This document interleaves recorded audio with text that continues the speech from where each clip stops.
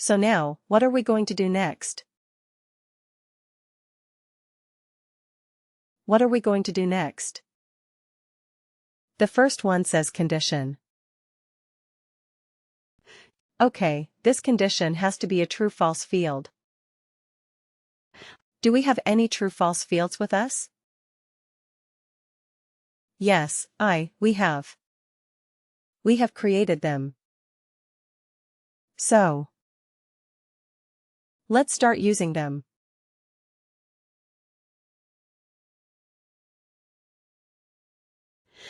Okay, CFWWTF length of service. You see, I could search for it and it is available here. Now return value if condition is true. What happens if this condition is true? Okay. Amateur right, we should return the text amateur. So if I go and click on this, I have not created that field yet. But can I do it from here? Create calculated field. But you see, I cannot type in amateur. I cannot type in the text here. It has to be another field. That is why we have to store the value in a text constant. Write and evaluate expression. That's a good thing and a bad thing. The good thing is it can. It is so diverse, it is so powerful. Bad thing is, for everything you have to create another calculated. That's the bad thing. So here return value of condition is true. Let's click on that and say create calculated field. So we will call it a CF text constant. Right. Amateur. And we have to also put a W? W right. So business object. Now you have two options to store the business of. To use a business object. One is, you can use worker, of course, like the rest of the worker-related objects, or you can use global. Right. Why global? Because, let's say, if we do something else, we may also want to use this text constant amateur. It is not always related to the work. To worker. It can be for something else as well. Right. So we may want to use it there. So I want to use the business object as global. Function is text constant. Okay. And what is the constant text? Amateur. Isn't it simple? Copy. Okay. So you see, it automatically comes here. CF, WWTC amateur. Alright. Let's keep adding our 4 conditions here, one after the other. Alright. CF WWTF. Let's see if we can quickly find those fields. So we have done 0 to 7. Let's use 8 to 15. And again CF WWTF. So we can use 16 to 30. And CF WWTF 31. Right. So then we're done. Now, let me tell you something and let me give you a hint and a tip. WorkDay will start evaluating from top to bottom. Okay. This is the direction in which it will evaluate. The first matching condition that it finds it will result in that. It will take that as the true condition to stop the calculation there. The first matching true condition. So to improve performance, what should you do? We should use them. We should try to do the minimum number of calculations. Correct. So first of all, try to identify where you have the maximum population. Where do you have the maximum population? Maybe run this report once. Try to find out where you have just do an eyeball figure and try to find out where you have the maximum population. Maybe it is between 8 and 15. Maybe. Right. So if that is the case, you should have this as the first row. Right. I understand that looking at this is more logical. 0 to 7, 8 to 15, 16, 13, 31. That is more logical. I absolutely understand. But from a performance point of view, this might be more efficient if most of your workers are between 8 to 15 years. Right. Because then it will do this first step for most of the cases that it will be true. Otherwise, what happens?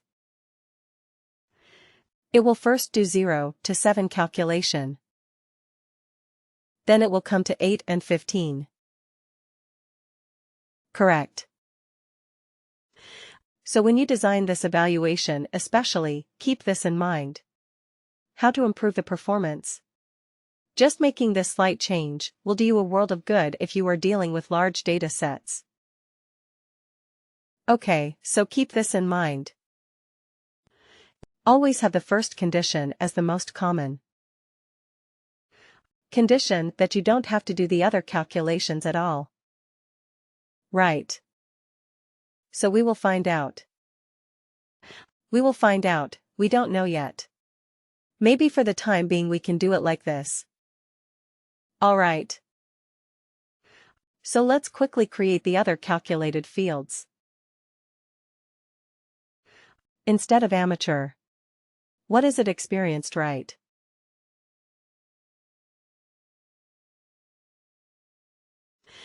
Okay, and let's put it as experienced. Okay. Alright. So, 2 fields that are. Let's quickly do the third one, create calculated field very quickly. What is the other condition that we had? Senior and legend. Okay. So instead of amateur, we will call it a senior function. Is this constant?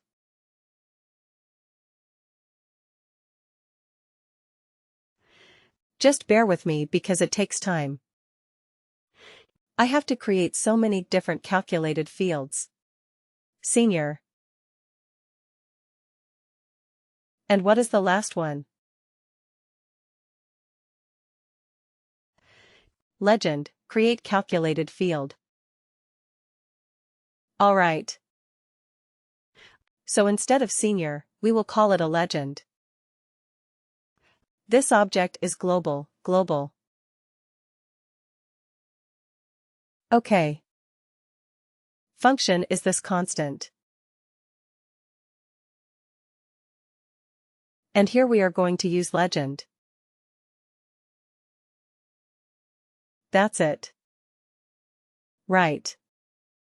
We are done. You're done. So what is this evaluate expression going to do? It is going to evaluate a series of conditions. Right. It goes from top to bottom. The first matching condition that is met, it marks it as true and it returns the value if the condition is true. In our particular example, what is the return condition type? The return condition is a constant because we are looking at a text type of field. Isn't it? That's why we did this. Alright. So we are done. Let's save this. The save. This field is very complicated field that we have created. We have used 8 different calculated fields and we have put them all together in one more calculated field. So 9 different calculated fields. Wow. So let's go back to our report and use this calculated field in the report. Here it is. So we go here and we say, Custom Report Edit. OK. And we scroll down. Just after you. Oh no. Right after this. OK. Shall we keep this other one, the text, years of service? We no longer need it, right? We have already converted that to a number and we have it. So let's use the new field that we have created. Experience bands from years of service. Let's call it as experience. Bags. Okay, now let's see how our field is performing. Is it? Is it giving us the right result or not? Click OK to run it or run it. OK. Wow. Alright. So here we have a bunch of seniors. 22 years of experience. Senior. Is that correct? 22 years senior. Right. 22 is between 16 and 30. Senior. Absolutely right. What else? What else do we have? Okay, let's scroll down a little bit. But just 20 years. Alright. Okay. Scroll down. Keep scrolling down. Let's see if we have anything else apart from senior. Contains. Can we say, contains amateur? Let's see if we have a few amateurs. Oh, we don't. We don't have amateurs, alright. Anybody who is a legend. Right, we have a few legends. 122 years of experience. Well, that is a bit silly. I mean, maybe just wrong data. 1900 is not the hire date for people. But anyway, 122 years for a few workers. But anyway, our calculation is working correctly. That's what we are more interested about. Right. 102 years of experience. 1920 and 122. They are all categorized as legit. Alright. Okay, anything else? Any other category that we have created? Experienced. Right. Experienced. Do we have any experienced people? We have a few. You see, 14 years of experience. It is experienced. What was experience again? Between 8 to 15. Right. So our calculation, is it working? 8 to 15? Looks like it, right. 12 years experienced. Any years experience. 11 years experienced. So our calculation is working absolutely correctly.